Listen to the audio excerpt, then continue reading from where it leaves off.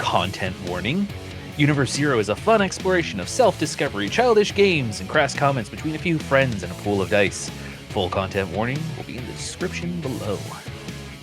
Welcome to Universe Zero, an actual play podcast where I, James, will lead these adventurers into the manic and bizarro world, pulling inspiration from my favorite childhood anime, manga, and comics, blending it into this fast-paced, high-energy world where anyone can push past their limits and become the hero of their own story. Let me introduce my players today. I'm going to throw it over to Josh. My name is Joshua McGee. I'll be playing the Froggle, known as Dart.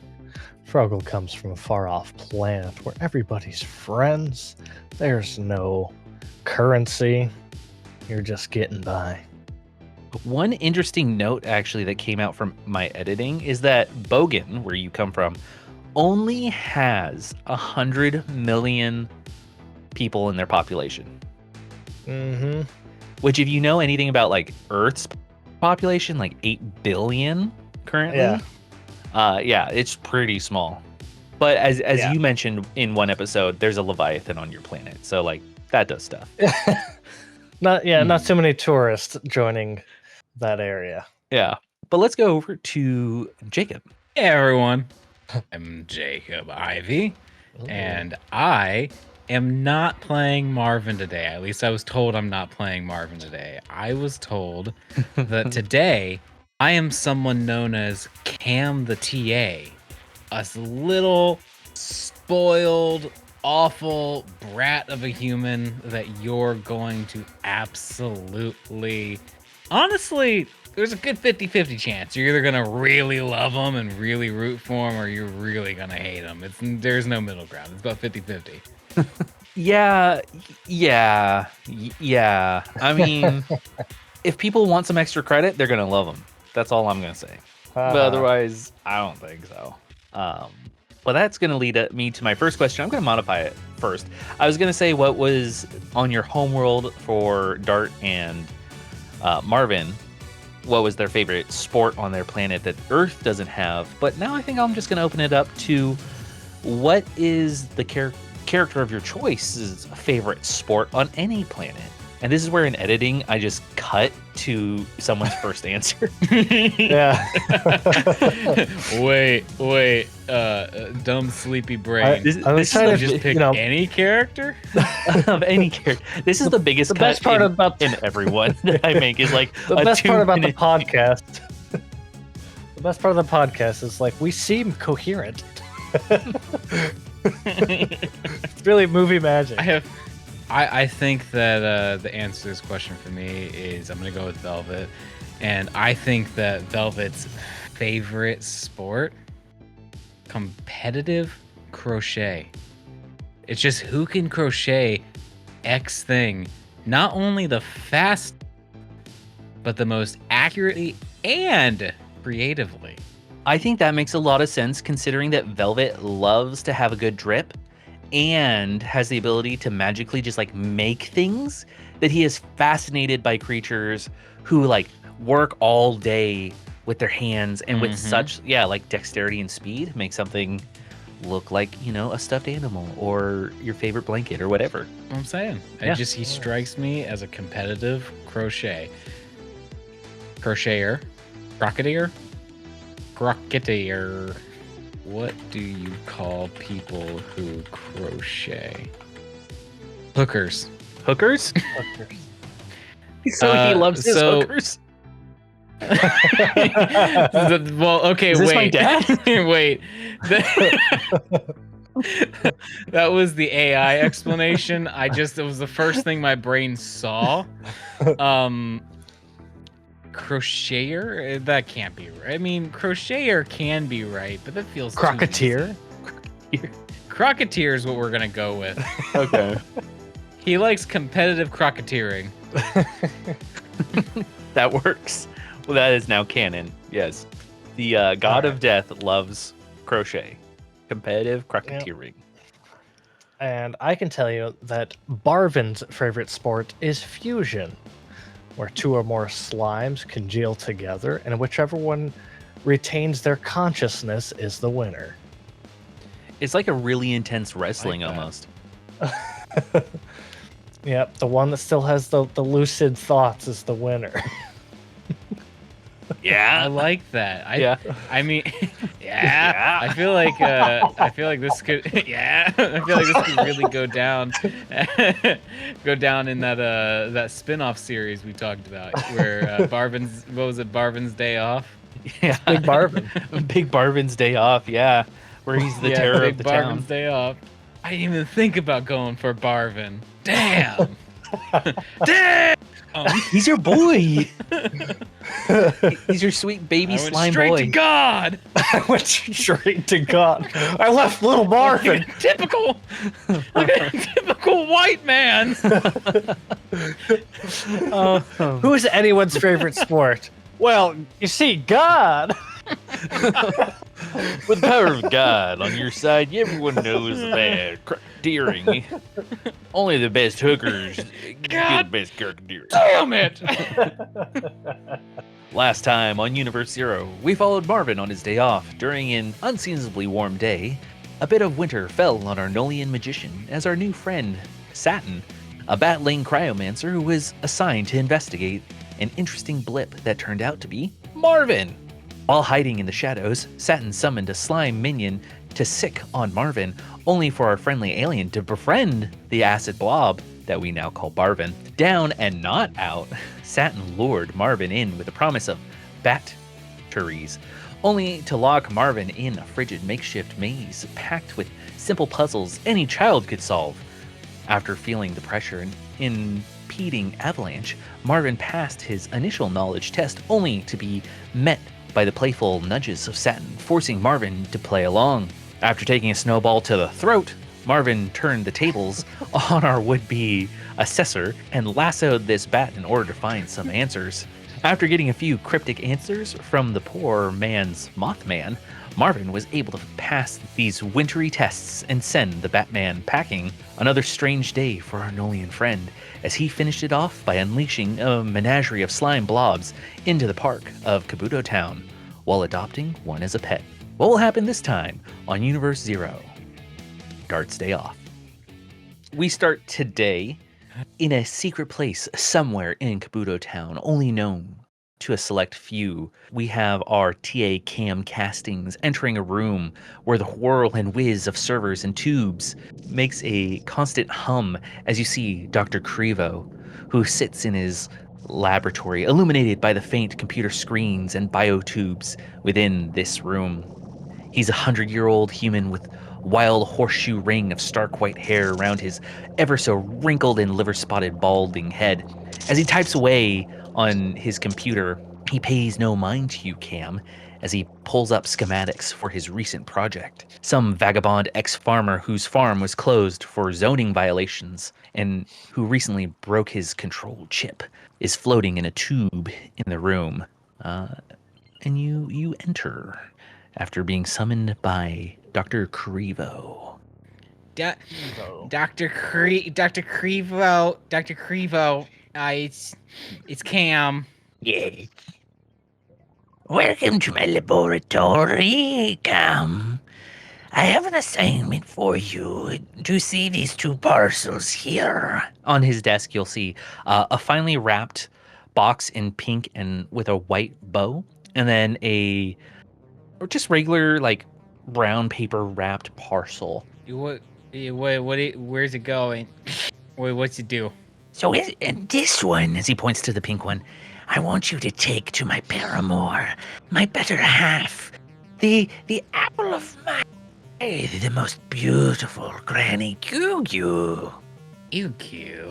And this one, As he points towards the brown paper wrapped one, I want you to take to the most vile, despicable one, who is quite rotten to the core of Granny Smith. Didn't she just disappear? How am I supposed to deliver this to Granny Smith? She just dipped out of town the other day. Well, you can take it to her warehouse. It's just a little jaunt away, and I know that you know where Granny Q lives. I have you bring her things all the time. I've been meaning to speak to you about that. So I was thinking, Dr. Crevo, and I don't want to step on any toes here or assume, but I was thinking, I've been working on that little project, the copies of those androids. I was thinking maybe I could stop being an errand boy and be your actual partner, and the androids could be the delivery boy. I will say that you have some promising schematics. Just be glad that I'm incorporating your recent energy drain siphon touch into this new model here. And you can see that Tempora 9 floats in a tank and his hands have been removed as little droid robots are like fusing together wires from new hands that you have made as part of your thesis statement for the university that you're at. Oh, wow. You actually like those? They were quite basic. I made some slight modifications to them. You can take a look if you'd like, and increase their energy siphoning abilities. No longer will you have to necessarily touch something, but for what I have planned coming up, they will need to absorb incoming energy blasts and explosions. So what you're saying is that I didn't do it right. I'd say that and you had to redo it. Yes, you have, I would say, a D+. Good enough for a basic concept, but overall still lacking. Right. Okay, I'm gonna try not to take that personally. You are the doctor after all. I'm gonna go deliver these gifts and take my anger out on someone else, because you don't cry in science. No. You don't cry in science. The crying is for those who do not know how to take constructive criticism. That's why I chose you, Cam. You, out of all my students, were able to take the most constructive criticism. Most would cry after merely being given an F-. But you, when I gave you an F-, you asked for more. So I knew there was something special about you. Something very special. Maybe masochistic, and I quite enjoyed it. To be fair, I did ask not for more of an F-, but your D+s are a step in the right direction. Yes. Dr. Crevo. Yes, Cam. Now I have one last thing for you. As he finishes writing a note and then he kisses it. I want you to give this note to Granny Goo when you give her the parcel. Do I have to... Is the kiss a part of the note? Like, do I need to kiss her? No, just give her the note. If you kiss her, you would lose those lips, I would think, but make sure that she's comfortable, and if you want to win her over, make sure to grab some milk on the way for her son. Oh yeah, her son. Right. He's gonna take the note, take the gift, take the other gift, and I guess shove him. What do I have? Do I have a crotch pocket here? What do I have going on? You have a box standard red toolbox that can be used for any host of things. Yeah, that you have. I put the gifts in the toolbox. Yeah, you can easily put the gifts in the toolbox next to like some of the other items and small capsule devices that you have. Yeah, and you can carry it. One last question, Dr. Crevo. I might have to make a stop or two on the way to Granny's. Is any of this time sensitive? Well, Granny Smith does need her new respirator for her lungs to work properly. The old ones had planned obsolescence. Obsolescence? Yes, to keep her on a short leash. I understood. So just to make sure, Granny's not on a short leash, but Granny is on a short leash. Yes, I do like my septuagenarians. Wonderful. That's I'm gonna try to not think about that later. Especially while I'm trying to figure out this draining touch thing a little bit more, because D+, that hurt, doctor. But you know what? Maybe tomorrow will be a C. Hopefully. Well, you can always Hopefully turn in not another extra F credit. minus. I am on the doctoral board, so if you can get that up to a C plus, I'll put in a good word with the other doctors. Oh, really? Oh, Yes. okay. I'm gonna go get this delivered as soon as possible. And he he throws the toolbox on the ground on accident at first with the gifts inside, and he picks it up really quickly. I'm gonna get out of here now. Okay. You don't make my draining touch better before I make it better. Thank you. Be gone. I must reattach this poor salt's hands back to his body. All right. Have fun, Doctor. I do love to chop things up. And yeah, you can leave. What kind of like Oh my gosh. what kind of mode of transportation do you think Cam would have? A scooter, 1,000 like those Lime scooters that you see Mm-hmm. all around town. One of those, and he definitely wears knee pads, elbow pads, gloves, and a helmet, and special prescription goggles. Guys, take care of your eyesight. And to be honest, all y'all on those scooters should probably be wearing helmets at the very least too. Yeah. Take care of yourselves. Yeah. This is where we're gonna cut over to Dart. Dart, it is your day off. You did mention in a previous episode that you do have a fishing pole and rod.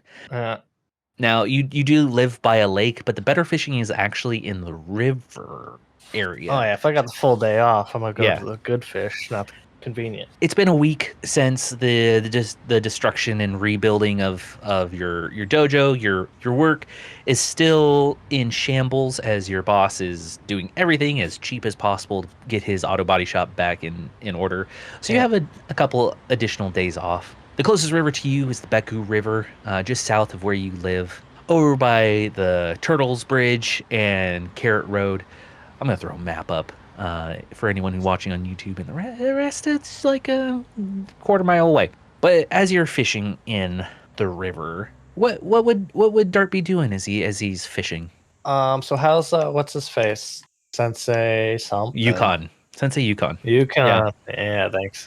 Yeah, How's Yukon. He's taken a much needed day off, although he was healed from the mystic beam that Marvin gave him. The rebuilding and everything, Okay. he's also taking his own day off. He does like to That's go good. hiking, so he's currently hiking in the mountains to the Perfect. west Okay. of town. Wow, that a magic bean really worked wonders for Sensei Yukon. I wonder where Marvin got that. This is fishing alone. I'm gonna reel it in. Hook's empty. Took the bait again. Gonna rebait the hook, cast it out there, and just be sitting on the water thinking out loud, as all people do in their lonesome. And it's a pretty serene day as you're fishing. You hear the faint sound of drums off in the distance going along the street. You hear a little bit of fanfare music and people chatting. It's starting to pick up a little momentum as you've been out there for a while. I imagine fishing you started pretty early, so as we get towards yeah. like 10 in the morning, this is music and people are starting to pick up. Is there a festival today, or the cuckoo gourds at it again? Yeah, go ahead and do a seek roll. So charisma as you look around.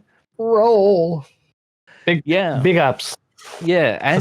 As you look around, you got multiple exploding dice. So the low numbers that I have here of just a target number 4 don't mean anything for me. I see everything. Yeah, you see everything. So this is basically you're looking around and you see people wearing rabbit masks and having carrot-shaped jelly candies that they're eating along with candy-dipped carrots. You know that it's the Rabbit Festival. It's towards the middle of the summer when it's like a romance festival when people who want to set up, set up future romantic endeavors will meet and do what rabbits do. You see carrot and rabbit kites in the sky that are going off the bridges nearby. Since you're near the turtle and carrot kind of loop of bridges, that's where there's this common parade that kind of goes through there. It's near where you live. That's where the music. How often is this? Once a year. Yeah. So it's a summer thing. We mentioned last episode that it should be hot. Yeah. Man. But the exploding That's, thing you see Ooh. is that often tall grasses down the river A familiar set of bulbing fish eyes on the top of their head peer out from over a clipboard, and Maddie Skippers is watching you fish. Is she in the water? I'm fishing. Yeah, You she's said tall grass. Okay. yeah, tall grasses, but like she's waded into the water a little bit.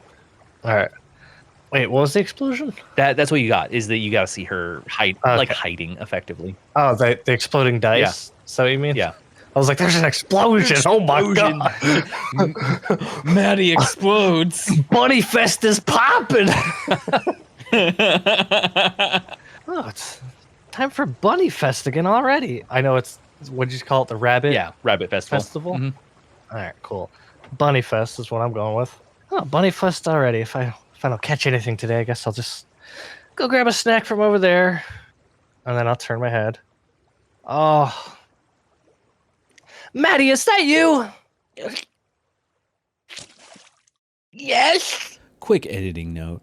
I messed up Maddie's voice, so she's going to speak with a little bit of a lisp, which we have canonically said that she wears a retainer while she works.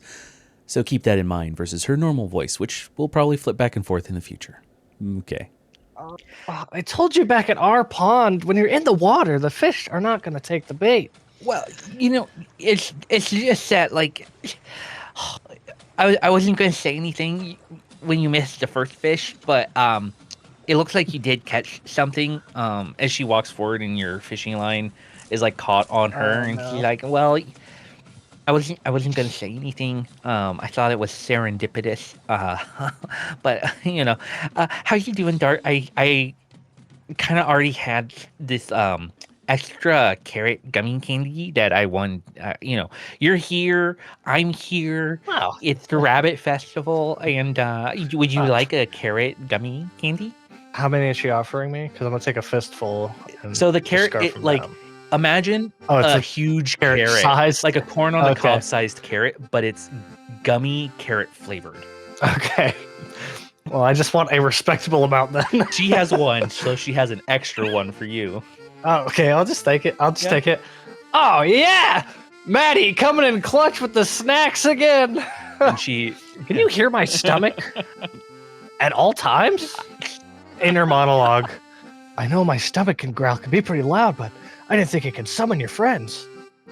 she looks at you like just smiling, face getting red. So you like the carrot? Wow. Okay. Well, there's a marionette show later that we could go to too. It's part of the evening festivities. Wait, that's it. What's it? A net. Why do I keep casting a line? I should get a net. Yes. It is a good way to catch more fish. But yeah, would you like to go to a marionette showing with me? Yeah, I could put this stuff away and go with you.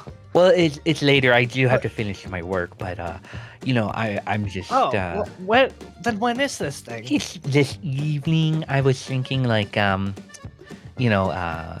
I'd get dressed, and then I could meet you at your camper van, and then we could come out back. That was Yeah. here. You got all wet going into the river. Of course you need to get dressed. Yeah. I think I'm gonna go down to the market and buy a net, so I can just throw that thing out there for the rest of the day. Yeah. That's really smart. You're so smart, Dart. I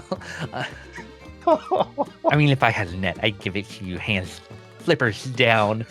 Yeah, that'd be awfully nice, but I don't expect you to do stuff like that. Yeah, I just work for the city's waterways department, so I have a lot of things here, but no net.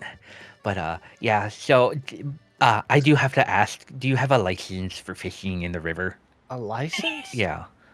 Wait, can't I just fish the water? Well, yes, but no.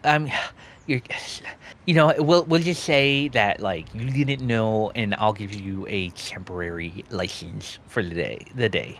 Yeah. Well, if it's required, I'd love to have a license. Yeah. She gives it to you. You already know where she lives, so she puts like a Maddie Skippers with a little eye, a heart over the eye. Well, I should get back to work, but I'll see you later, Dart. But you're working now? Yeah, sadly I have to work today. Well, I guess you have a nice day at work. You have a nice day too, Dart. Oh, yes. And her internal monologue is success. I have scheduled a date with Dart the Handsome. This will go super well. I will sit next to him during the marionette show and we'll touch flippers. And then my internal monologue. What is a marionette? I guess that's entertainment. The Dart the Riz Master.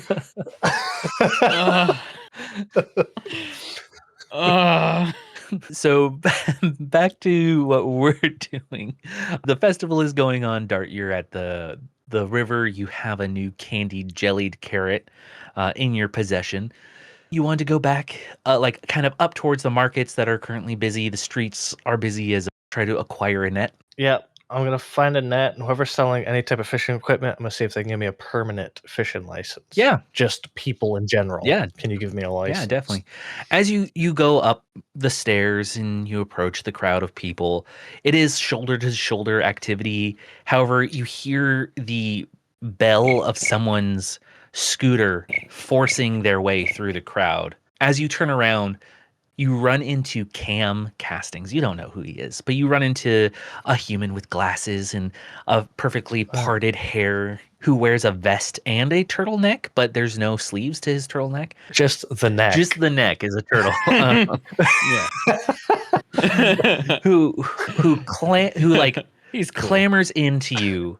And I will say that Dart, part of your gear is that you have like a fishing tackle box that looks like a red toolbox. Okay. So we're gonna classic like Home Alone this kind of Yeah. thing.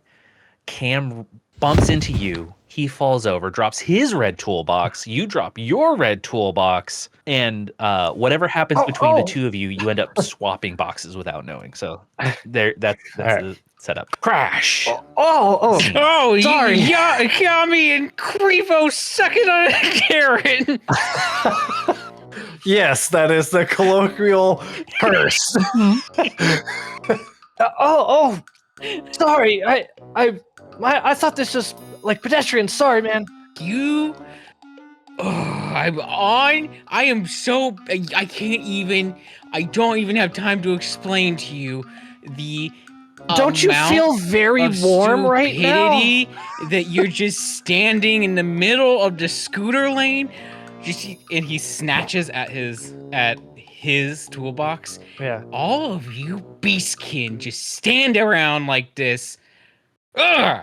And he gets on his scooter and just starts going. Oh, a scooter lane. It's not marked very well. That fella must have felt really warm in that sweater. Just another person comes over and to Dart, who is a wolf beastling, and it's like, wow, that guy has no chill. Here, and he picks up the red toolbox that he assumed you dropped and hands it to you. Yeah. Oh, thank you very much. Yeah, he just seemed like he was really in a rush today. Yeah, I mean, I'm upset my gummy carrot got all dirty. oh man, yeah, I love those things, but you know, like I like to say, because you don't know me. Name's Fang, by the way. Live and let lie. If it falls down, just leave it. Sorry, I took that for face value. As I like to say, you don't know me. I mean, as I say, which I guess you don't know me. My name's Fang, by the way. Live and let lie, and if food falls on the ground, you just leave it. No 5-second rule. Oh, I'll put it in the trash. Yeah. I'm not gonna leave it. Yeah, It's good to meet you, Fang. You're very helpful. Yeah, what's your name? Dart. Dart, have a wonderful carroty holiday. Thank you. Very merry bunny fest, I think. May you find a hopping success towards love today. I know I might. I'll probably just walk. Have a good day. Yeah. Someone whistle at him from his paramour, and he's like, as he saunters over. And you have, your toolbox. Got my stuff. I'm gonna put my carrot in the trash, and in this bunny fest, I'm searching for a fish market. You find a kind of general tool fishing store nearby Perfect. called Tiara's Tools. that sells a little bit of everything as far as tools. Sells fishing equipment, sells tools. Think like Ace Hardware. For Yeah, anyone that's who has great. that. Yeah. Inside, you would see a large, great white shark fish folk gal who is helping out customers, and a small, guppy teen restocking shelves, and an older catfish man wearing a Panama hat working on some tools at a counter. And an important question: how's the humidity in here? It is chilly, but like cold humid. Cool. Dart's gonna take a quiet lap to just kind of soak in the inventory mentally. If I find I don't need anything large, a small fishing net, I'm just gonna quietly grab it and go for the purchase. Yeah, next to their fly fishing rods and other fishing gear, I'm not a fishing person. Bait, tackle, hooks, and wire. There you go. There you go. Yeah. Fly fishing, regular fishing, and some nets. Yeah. Yeah, you find a Yeah. new Atlantia fishing net made from its like perfect carbon fiber reinforced netting, whatnot things. Nice. Hopefully someone who knows how to fish, like likes to fish, will Yeah. comment some super cool fishing thing. Yeah, it's like the more you say, the further you get. But this isn't Earth. It's an Earth-like place. Yeah, but you find a net that you really enjoy. It can be whatever color and whatever you want it to look like. Standard. Standard. Cool. This isn't Earth. It's an Earth-like place. Yeah. You really got me there. So as you pick up this whole fishing net to like pick up things in the water, not unless you want like a big, just like throw out a fishing net into the water. It's a big throwing net. Big throwing net. Cast net. Okay. You have it. It comes, in like a baggy thing. And you approach the counter. That's where the catfish man, who's probably like 5'6", kind of squat. He has long whiskers as he's working on a tool by the register. And oh, yeah, that's a wonderful net. You're going to do a lot of fishing today. I had some bad luck with the rod this morning, but I figured if I throw the net, chances might go up. And good way to catch fish. You can see that on his name tag. It says Panama on it. It's like, all right, as he blink scans it. That's gonna be I have to write. I did this to myself. Yeah, you did. That's $20.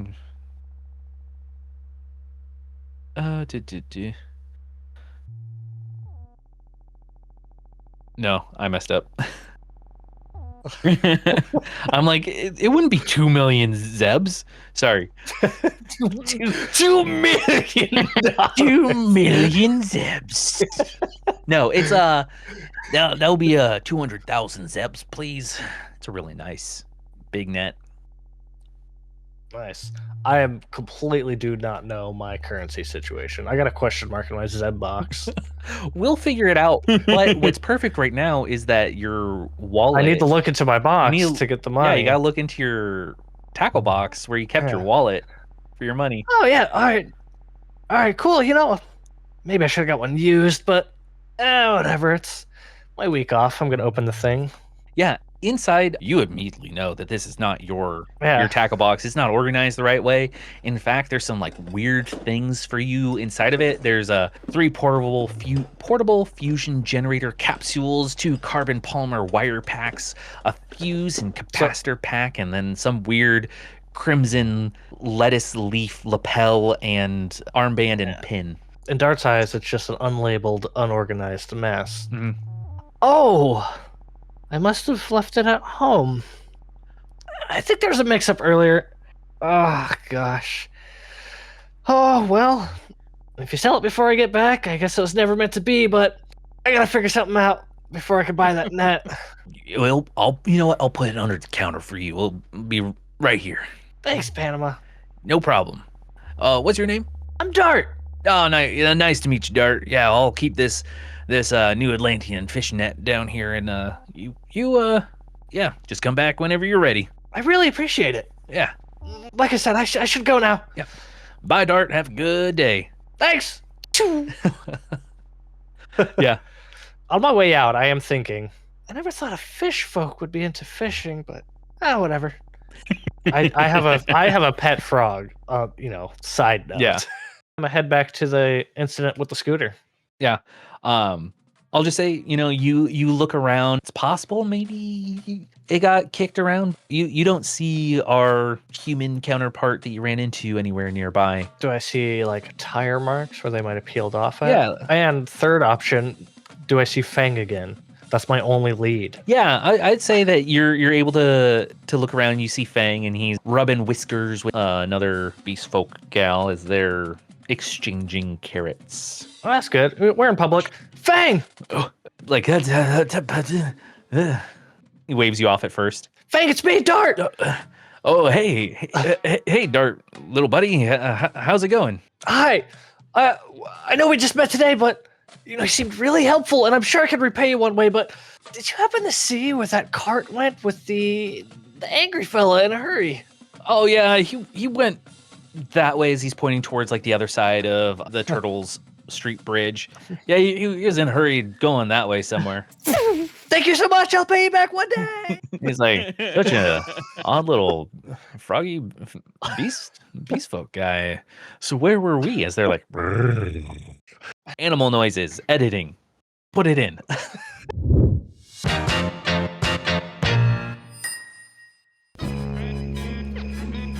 Hey you! Do you want to step into mayhem, chaos, and experience the dystopian future of corporate oligarchs and the schmucks trying to survive it while riding around a futuristic technopunk city? Come join us over at Big Campaign Pod, where we'll keep a bacon pie and ultra-processed Soylent Burger warm for you. Our homebrew world of fast cars, eldritch abominations, and privatized gang activity has been running for 20 years thanks to all the knuckleheads we have. If you want to help us build this world and keep this story going, join us on our Discord or check out our website, bigcampaign.com, where you can listen to us or on any place you find your podcasts. Thanks. All right. Bye. We're going to cut over to Cam. Cam, you're scootering towards, Granny Gugu's house. You are standing with your scooter outside the stone walls of Granny Gugu's two-story traditional house. You've been here before, and although it doesn't stick out, there's something almost too normal about this place. It's like someone took an image from Better Homes and Living and just like photoshopped it into real life. Everywhere else has some level of wear and tear and quality of living to it, but her house is not necessarily, you wouldn't call it like immaculately clean. It's just like so standard that it's off-putting. Yeah, like a trad wife. It's like at the bottom of the uncanny valley. It's like it's too human, but not Gotcha. human. So I'm standing outside of that. I'm taking my elbow pads off. Safety first, guys, remember. Elbow pads off, helmet off, all that stuff. And I've reached into my pocket and I pull out the letter and I pick up the toolbox. Obstacles aside, at least it's a nice day. And I don't have to deal with those furry fellas anymore today. I can go just stop by the warehouse district. Well, I probably should have I don't like her kid anyway. I'm not gonna go get the milk. I can just stop by the warehouse district. And then it's time to prove myself. And he like scampers. It's like his feet move really fast, like faster than his body should. Almost like a Dexter kind of like waddle. Like scampers over to the door. Do I see like a doorbell or a knocker or like what do I see? Yeah, there is a like brass leaf knocker on here that you would know is a lettuce leaf made of brass. I set down the red toolbox that I have, and then with my left hand I grab the knocker and I knock 3 times specifically. I wait a little bit and just see if anyone comes.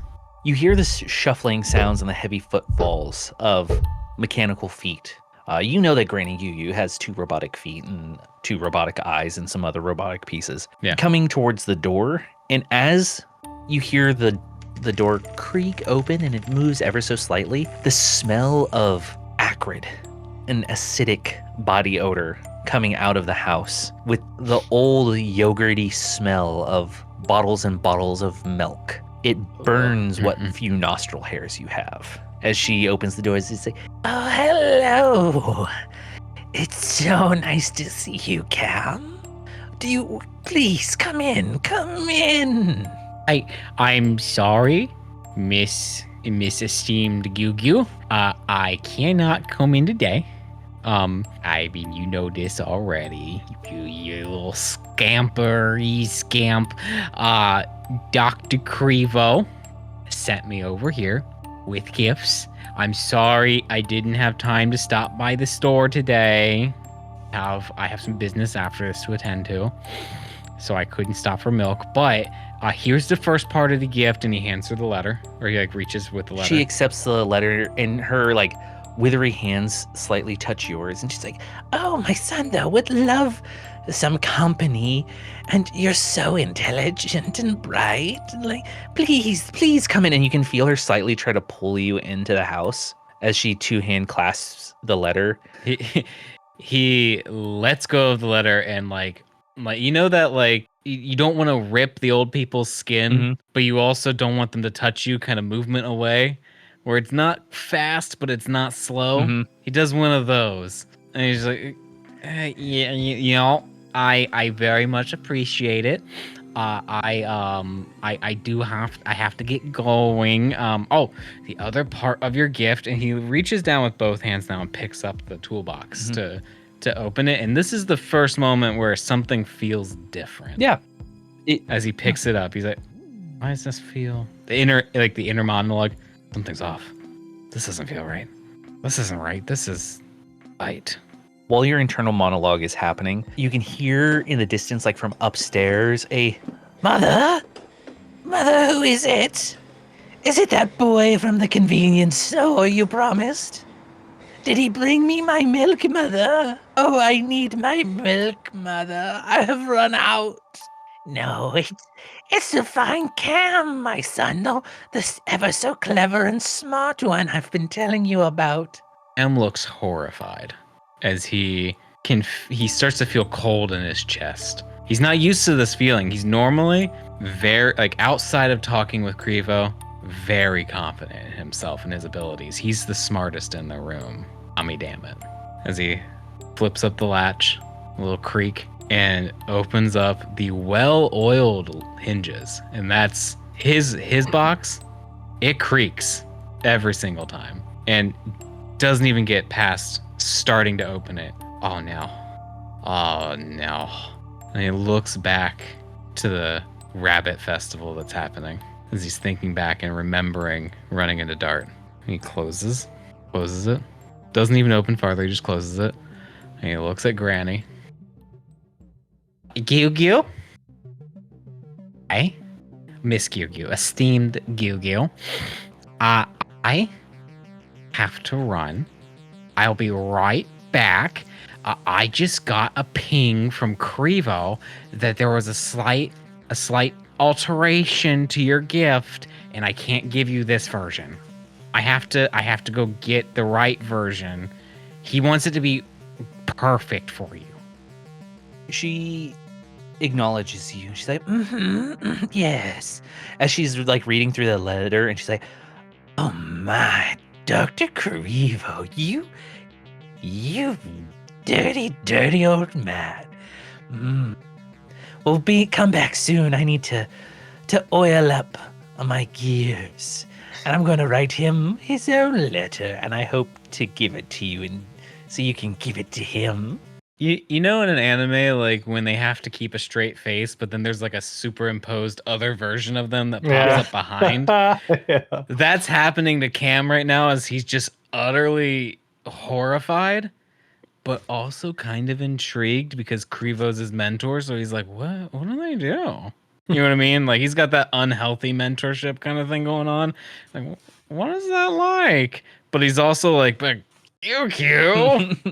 I also realized that for this episode, I haven't described Granny Gyu too much, is that she does wear this like Hawaiian moo, along with she has like bright pink permed hair, so it's very curly and big with her robotic glasses eyes. She does have normal human hands, but then again, she has robotic feet, is all that most people can see. She is in her upper 80s, 90s, something, so is comparable in age to Dr. Karivo, but definitely older. Crypt Keeper could easily be her sibling. Oh, okay. I this feels private to you guys. I will be back very quickly. It shouldn't be too long. As long as that beast. Okay. I'll be right back. You just listen out for the door, and he's backing up as he's talking. Mhm. He's backing up to the scooter. As you back away, there's a couple things that you definitely would feel. One is the relief, like you are avoiding that monster, combined with you really hope that frog guy didn't look in your box, because I said it to Dart, but you have a very incriminating armband and lapel pin that you keep in there that most people would know, but Dart, being an off-worlder, doesn't know. But you don't know that. The inner monologue is, as he's getting on his scooter, he's not even taking the time to put his knee pads and his elbow pads on. That's how panicked he is. But he does still put his helmet on and his glasses. I mean, he's got to see, protect your head. So he still does that. And the inner monologue is, I've never messed up this big before. Krivo's gonna give me an F triple minus. I've only ever had an F double minus. I can't get an F triple minus. And what if they find the lettuce? I can't let that happen. That might give me an F quadruple minus. I can't let that happen. This is where you have like a flash. It's like a flash to fictitious Dr. Karivo being like, I'm so disappointed in you, Cam. You get an F minus to the negative 10th minus. You will be cleaning nothing but bolts for the rest of your life and assorting my drawer of various lengths of wire. He gets a really serious face. That can't happen. And he starts the scooter, and then he scoots off. And this is where we can return to. Actually, I want both of you to do a seek roll. So charisma based seek, kind of see who sees whom first. And since we haven't been with Dart for a moment, if there's any internal monologue or things Dart would like to say or do. I have to exchange toolboxes with that strange, angry man. With this one, since it's like competing seek rolls, target number's 4. You can roll as many dice as you'd like. And basically, whoever gets the most rolls gets to see the other person first. Alrighty. So again, that's just charisma and our action dice. Charisma, right? action dice. If you have seek as a skill, you can use that as well. You don't as Cam. So I rolled 12 die. I got a 6 that then exploded for 3. Then I got another 6 that exploded for a 1. I got 2 5s, a 4, a couple more 3s, another 6 that exploded with a 4, and then 2 2s, a 3, and a 1. I got 2 8s. So with the sum of this is that Cam gets 7 successes versus Dart's 2 successes.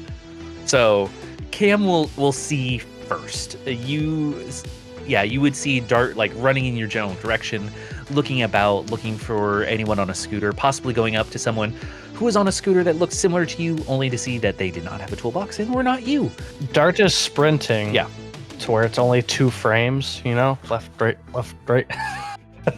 So I guess in between on one of the frames, Cam sees him and just points with one like one arm or one hand still on one of the handles, and with the other he points at him and goes, "A Fibbo man and Fibbo man!" Oh, as loud as he can, just like that. And Fibbo man and Fibbo man.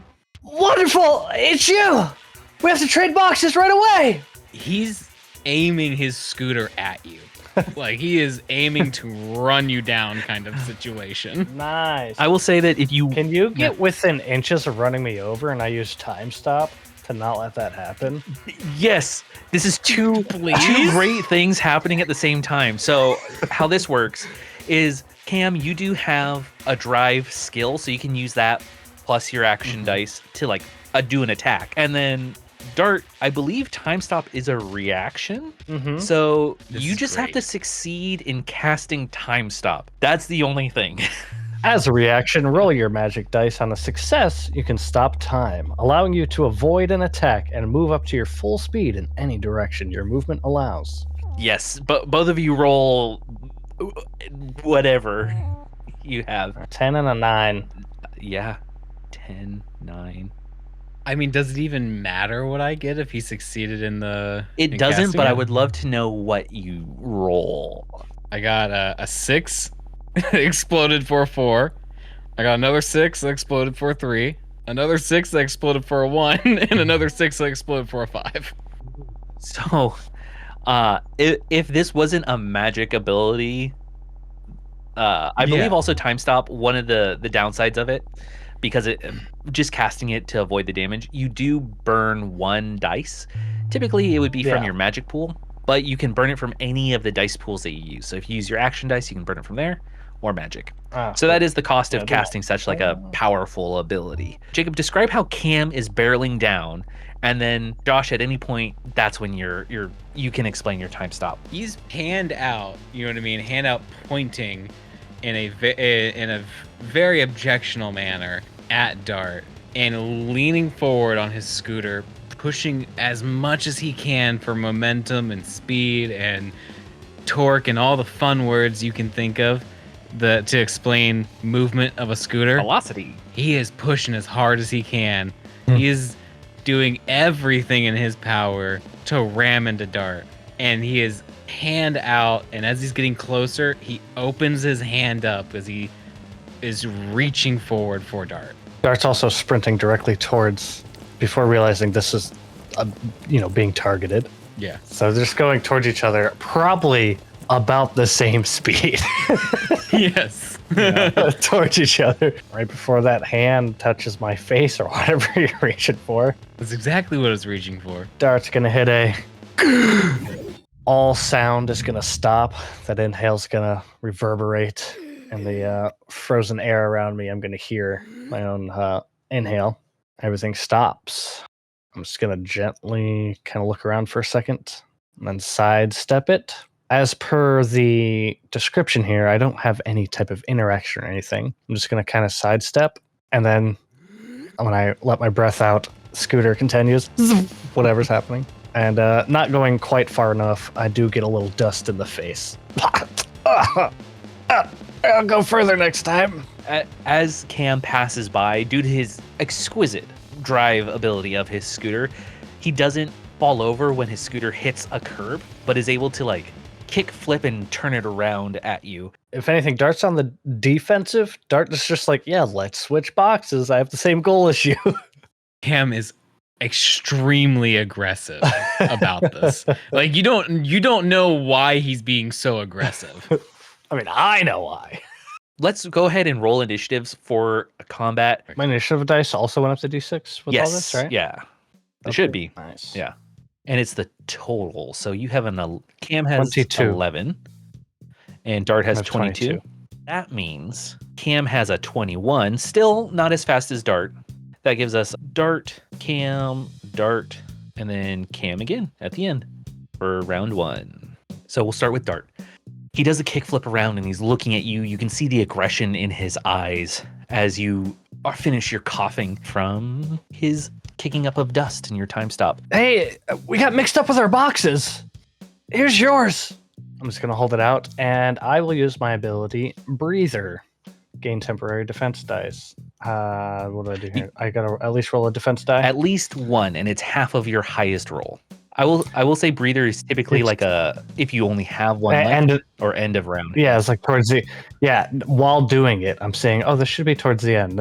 You breathe after your round. But I'm going to go my 4 defense dice. My highest roll was a 7. And I can only go up to my half, right? Yeah, so you get 4 temp. Yeah, so I burn my pool, and then I get 4 temp. Yes. Now, with your temporary dice, But I look cool. yeah, you're like breathing, keeping calm. The temporary dice, they do last up to 10 minutes.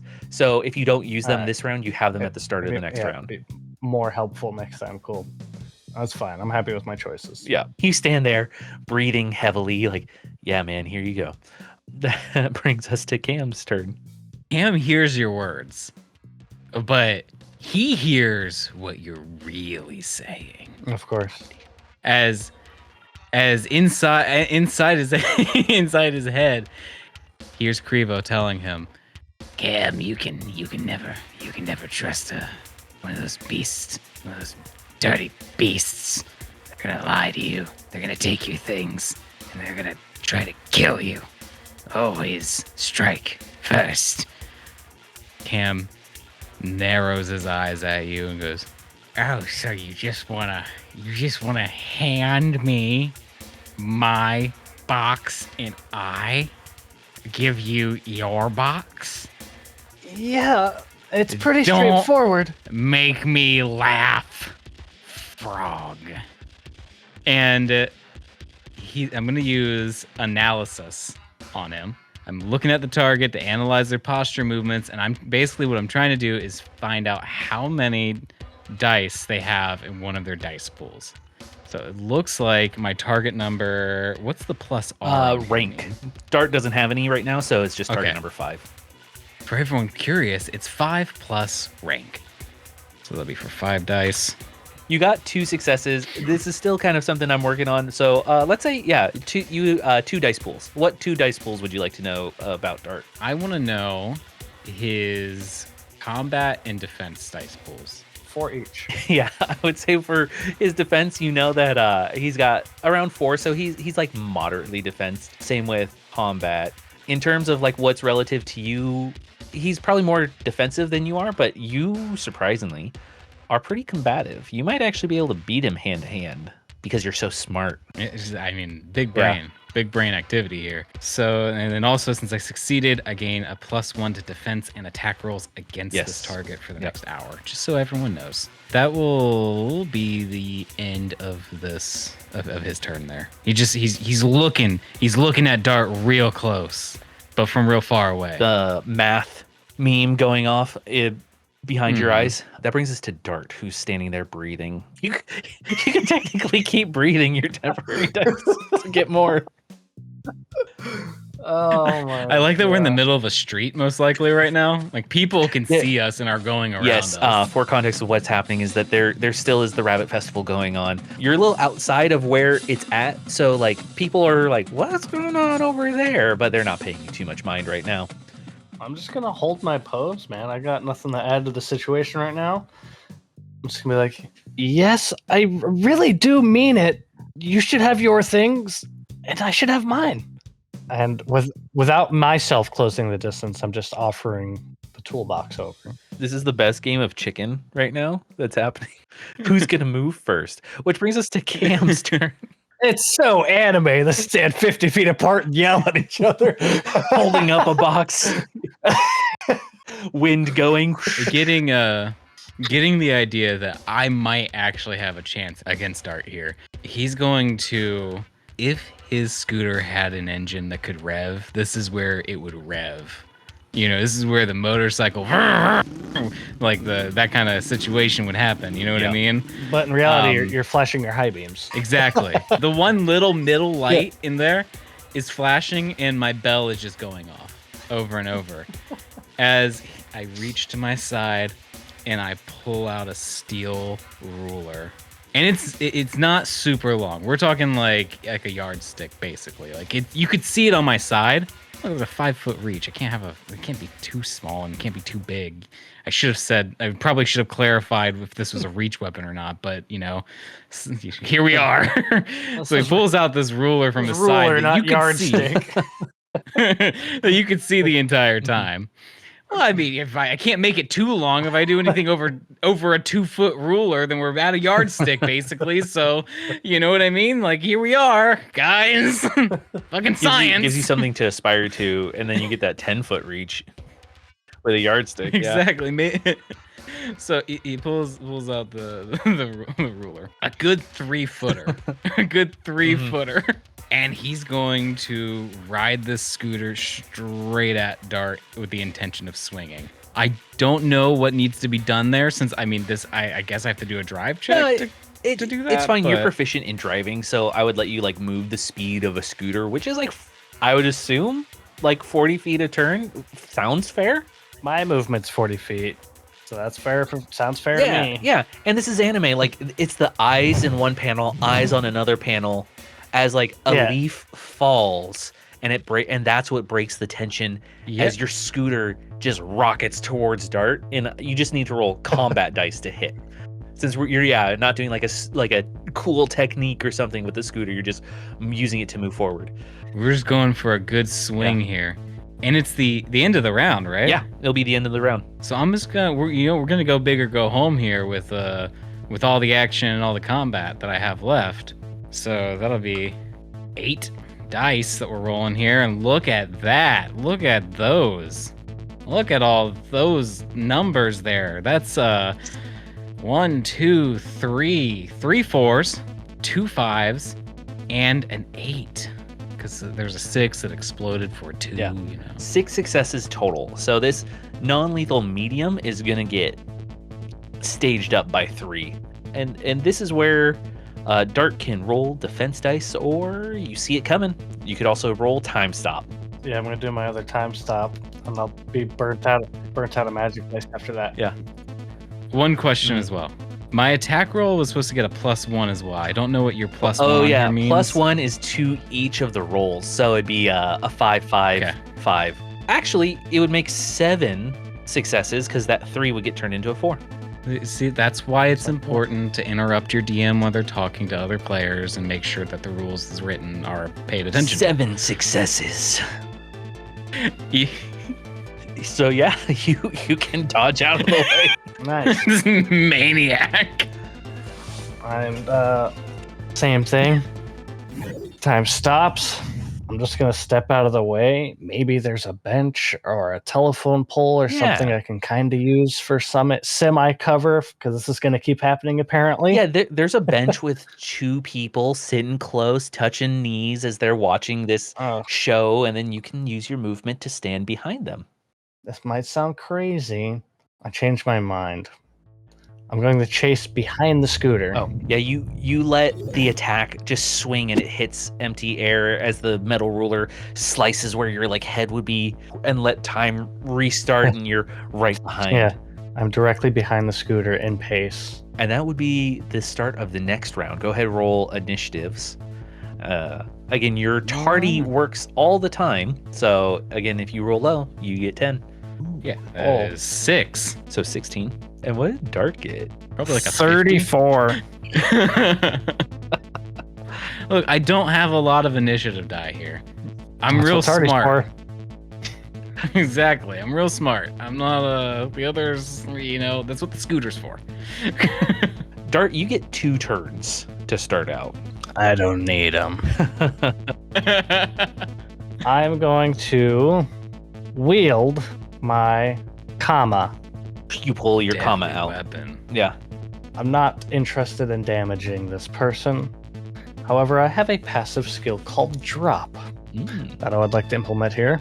And although my goal is the box, disarming them in general is not a bad idea. And it does say whatever they're holding. Can I make the argument they're holding the controls to the scooter? I mean, yeah. It's whatever's in their hand. But pretty much, everything the hands are doing, I want to cancel it. it would be the scooter. It'd be the scooter and the ruler. I can only assume the box is like on my side or something, It's attached somewhere to your belt or behind you. Yeah, totally. Yeah. So I'm going for the drop. I'm going to roll action. Do I get combat here and weapon, or? The way drop works is that you have to add 2 to the value of the attack to use the drop feature. If you're proficient in a weapon, you have access to these additional features. and you can add them to your normal combat dice and action dice in order to perform the attack. The save for drop is a 1-for-1, so you just have to get the same number of successes in defending to not drop whatever you're holding on to for Cam. It's very unlikely, but we'll see. I'm going all out. I want this to work. 7 successes. There is no way for me to do that with. I mean, you could do it with how your many, action how many, and defense. Yeah, just like how many turns do we have going through this? Dart has 2 before you even get to go once. Yeah, I'm going to say, because it only makes sense to me tactically, that the time stop really threw him off. He was really going all in on that swing with the ruler. He was very confident about it. So he was not ready for this at all. So I'm going to take the hit. Okay. So you will fall prone as you drop to the ground off your scooter. With the 7 successes, that stages it up 3 times. You'll actually end up taking lethal Yes. moderate. He didn't have his elbow pads on and knee Yeah, pads. that's what I'm Man. saying. You fell full speed without your pads, man. Yeah, I had the helmet. That's it. The helmet You saved me. almost died. If it wasn't for that helmet, I might have broken my neck. You are prone, and it is Dart's turn again. So Dart can do something else. You did go all out, so I'm not quite sure what you have left for this one. Because beautiful. So one thing, you think is one of the things with Universe Zero is there's 2 ways to stop a round. One is if people agree that they're out of turns. Like if I was playing Cam and against you all, I'd be like, yeah, I'm out of things I can do. You're out of things. Start a next round. Or which is like running out of dice. The definitive is just no, everyone got a turn and you didn't run out of dice, but turns round combat new turn starts again. Just for the spectacle of it all, I'm gonna use my key dice to flash step over there. I mean, I don't have an intimidation roll here, but I'm trying to be like, I'm gonna flash step directly because he fell and tumbled. I'm sure he rolled 20, 30 feet, and instead of approaching normal, I'm gonna flash step over there. 2 successes. Yeah, so you can flash step like 60 feet. It's like 30 feet, I believe, per each one. So you can be like 60. You can easily catch up. And what Cam would see, so Cam swings past you, misses, just hits air, only for you to just pop up and hit him in the hand, causing him to drop. And this is where he like rolls for quite a bit of time. And then as the stars come together in his vision, he just sees you like almost 3 of you actually, like you at a distance, just skip 30 feet from up. far away. Yeah. Yeah, from far away. I want him to see me starting a step, but when the step finishes, I'm right in front. That's where the anime like flash step sound happens. Just like little sonic booms. So we'll do all that. Really working it up here. I'm gonna squat down and place the box directly in front of you. So like I was saying, this one's for you, and I'll just go untie that one from the scooter. Good luck, sir. Yeah, that would be your second turn. So it's Cam's turn as you're laying on prone on the ground. I will also say flash step increases the target number to hit you based off successes. So instead of 4, it would be a 6 to hit. Cam is looking at you with desperation in his eyes because he's like, I shouldn't have missed. I should have hit him. I know I should have hit him. How did he do that? But he has one last thing he can try to do. And he's going to reach out as quick as he can to try and grab you. Do I have to call reactions before or after a roll? You know what I'm about to do. Yeah, I know what James, you're so about I'll to let do. you. I have where I'm at right now. I'm hoping my flash step saves me, but if not, I'm gonna throw a guard in there with my pent up breathing from earlier. Yeah, I would say as a reaction, if you see something happen, let's say that you call it out before they roll, unless effect says like after an attack or something, sure, definitely you can do it. So you can use your guard, like you see him coming at you, whether it hits or not, you're going to use it. And what that does is it reduces the damage stage by 1, but you burn 1 defense dice in doing so. So it automatically is going to drop it a stage. Yeah. But that being said, what Cam is trying to do is touch you, so he has to get a target number 6 to hit you, and he can use his action dice and his energy dice. I haven't looked at the rolls yet. Okay, so you can do it. The feature he has is kind of unique. So we'll see what happens here. I rolled 8 dice because from Cam's point of view, this is a desperate moment here. This is the only moment he's going to have because this creature is moving so fast. This is probably the only chance he's going to get near it. So he takes that moment to reach out as quick as he can to grab. And I got 1 6 that exploded for a 7. You still have your analyze that's +1. Oh, that still is lasting? Oh, because it's an hour. Okay, so there's a 5. 2 successes total, which stages up the damage. And this is important. What he's doing is he's doing his touch attack, which draining touch, which if he touches a creature, it immediately will burn their life pool dice. And if your life pool dice get to 0, you pass out. The 2 successes stages it up 1, but your defense roll staged down 1. However, with how I haven't rolled defense yet. well, if you want to Okay. use it, it's not a roll. I do want. It's not a roll. It's just Okay. you burn. Yeah. You burn that dice. Oh, just straight up Burn. Okay. So you don't have to roll it. If you want to do 1, I'm gonna let you know, it's still gonna hit you. Okay. If to completely negate it, you have to burn 2 defense dice. Okay. Yeah, it sounds worth it to burn 2. Jacob, go ahead, describe to you what you think that this would look like. I'll let you know that your design currently you have on each of the pads of your fingers little embedded glassy gem things. I imagine he reaches out and grips onto the first thing he can grab of Dart's, which I would think might be his leg because of the prone position.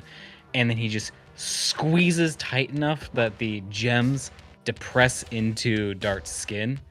And that's where Dart would feel something is off here. There's no light up component or anything. You know what I mean? Yeah. It's just it's a squeeze, and that's what activates the gems, is the actual depression of them. Mm-hmm. And that's where Dart, you'll for that briefest of second, and even Cam can feel his fingers touch you, but you burning the dice makes it so that you, however you want to describe, get your leg out of his grasp in that fraction, almost inverse of seconds amount of time. Yeah. I'm going to play on the big successes of the flash step, and I'm just going to literally skip a step. My leg was behind me and it vibrates to in front of me, just with the radioactive whatever. The leftover. I forget the word I'm looking for. Radioactive. No, that's not the word for, but the leftover energy that I already spent getting over there, the same energy that caused the flash step's gonna pull my leg out of there.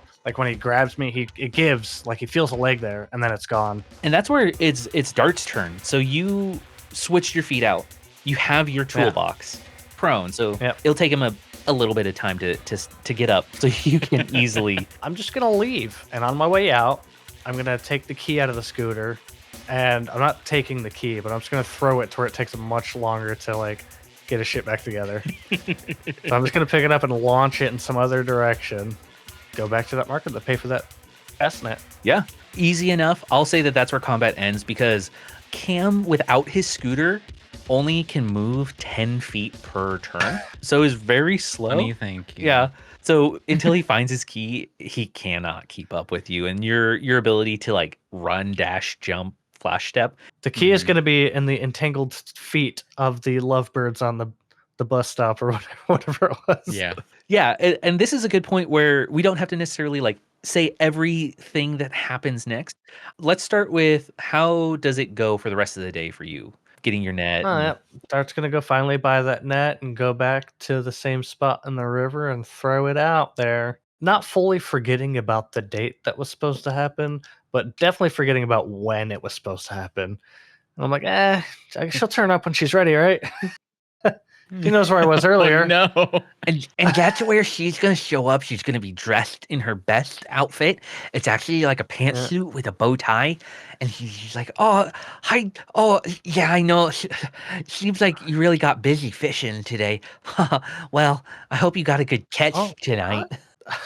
Funny enough, I didn't catch anything at all for the whole day. Well, maybe we can change that. As she's like, I'm your catch. Her internal monologue's I'll be caught by his net. As the player, I see what's happening, but Dart's Dart's not there for it. And I would say that you have like a nice marionette date where she's constantly like trying to move closer to Yeah. you. It's like I'm just gonna. Who would have thought a marionette was a wooden puppet on a string? Yeah, it's my favorite. I've been watching these since I was a kid. Are they only this full, or do other times of year people do that? Oh yeah, we have them at the Winter Festival and the Spring Festival and then the New Moon Yeah. Festival and all like every And- festival and has I a think- marionette. I think Dart's scene can fade out with her listing the festivals that marionettes are part of. How does Cam deal with his as the credits roll? What is Cam?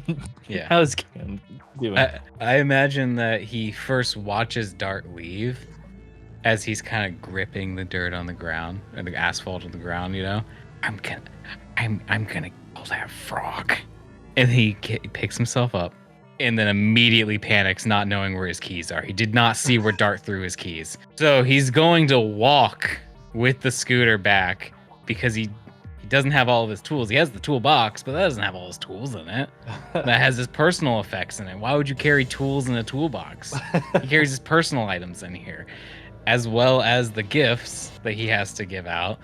And he's going to spend his afternoon walking to Granny Gugu's, giving her the gift from Crevo, and then slowly walking his way to Granny Smith's to give her the gift from Crevo. All the while thinking about the ways that he's going to kill Dart next time. Now, doesn't know his name, he just knows that frog fellow. and having daymares of your triple F. Yes. But Crevo's he's not going to tell Crevo about that part. This is now his personal project. He can't tell Crevo about losing. And that will conclude this episode of Universe Zero. Dart has a new rival enemy with the TA Cam castings. Will this ever come back again? Who knows?